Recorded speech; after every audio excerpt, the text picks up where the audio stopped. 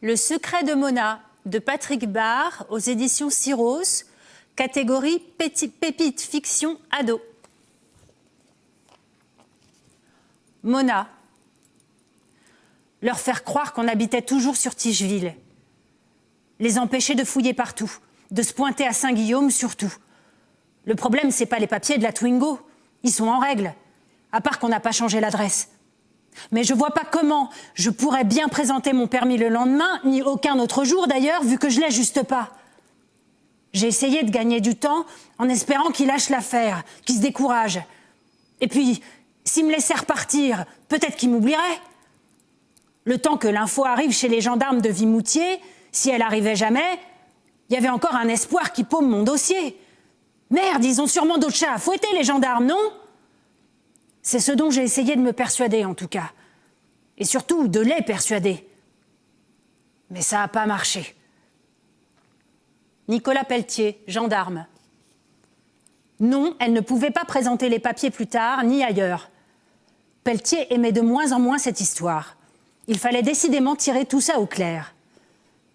Bon, à qui est la voiture, mademoiselle? À ma mère. Donc vous êtes la fille de Madame Chevalier? Elle a acquiescé. Et votre mère, elle est où? Au Mans, en formation.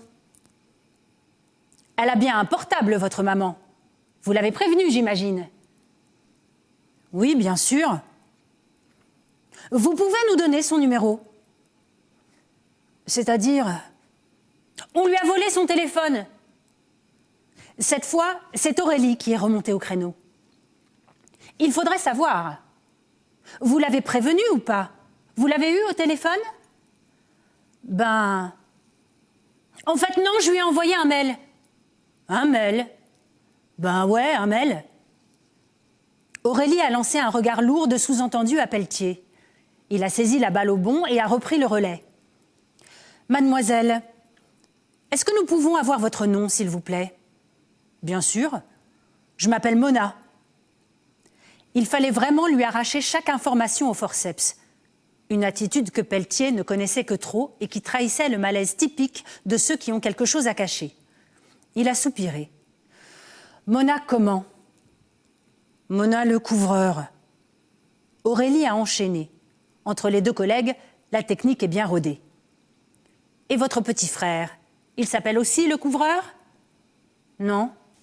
Chevalier. Justin Chevalier.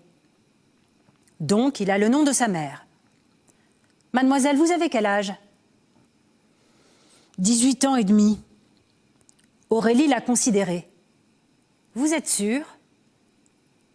Cette fois, Mona le couvreur a répondu par l'affirmative d'un ton assuré.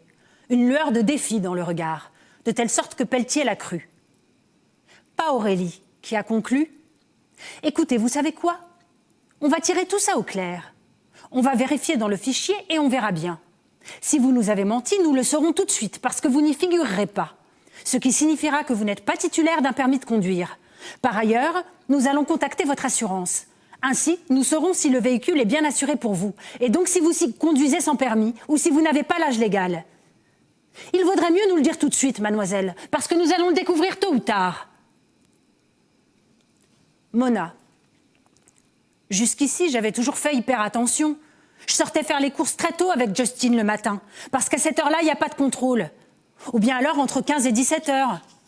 Là encore, les gendarmes sont rarement postés en embuscade. Je prends pas non plus mon téléphone portable avec moi. Trop risqué. Si jamais ça sonne, si Solène appelle par exemple, j'aurais trop envie de répondre. Je conduis avec la trouille au ventre. J'ai peur d'un accident. Pas par ma faute, non? Je fais bien trop gaffe pour ça, mais à cause d'un autre conducteur. Une fois, dans les rues de Nogent, un scooter m'a doublé en me serrant d'un peu trop près. Et d'un coup de guidon, il a arraché mon rétroviseur. Le deux roues s'est arrêté. Le moteur a fait le tour de son engin, genre on va voir s'il y a des dégâts. Il a marché vers la Twingo, tout en enlevant son casque, et une dégoulinade de cheveux roux a dégringolé sur ses épaules. Le moteur était une fille de mon âge, plus ou moins.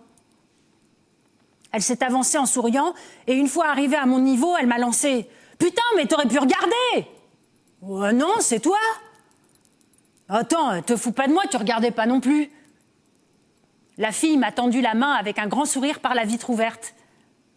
Moi, c'est Solène. Et toi? Le secret de Mona, de Patrick Barr, aux éditions Syros.